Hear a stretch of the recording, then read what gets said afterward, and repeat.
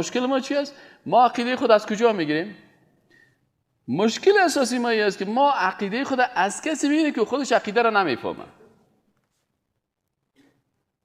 ما میریم عقیده خود زانو میزنیم پیش کسی که بیچاره خودش مشکل اعتقادی داره، قرآن از روی خواندن نمیتونه و اگر پرسانش کنی فمن یکفر بالطاغوت و یؤمن بالله فقد استمسک بالعروة الوثقی، چی معنا امیر برام چه قسم تشریح میکنه؟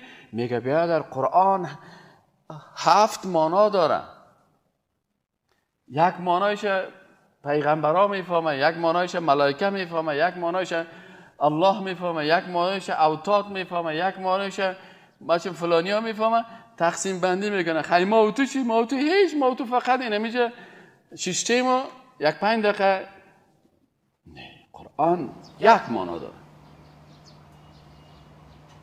اونم معنایی است که الله جل جلاله، اونم قرآن است که توسط جبریل امین آسمان برای امین زمین بیان شد و اونم قرآن است که الله سبحانه و تعالی دربارش گفته که ولقد یسرنا القرآن للذکر. الله چه میگه؟ ما قرآن آسان روان کردیم یا سخت؟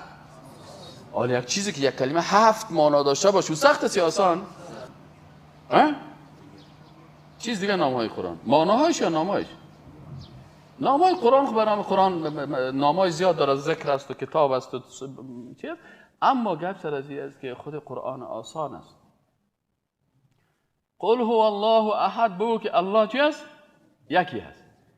یک معنا شد نه؟ معنای دومش خیلی چی است؟ معنای سومش، معنای چهارمش جرمه. خداوند انسان عقل داده.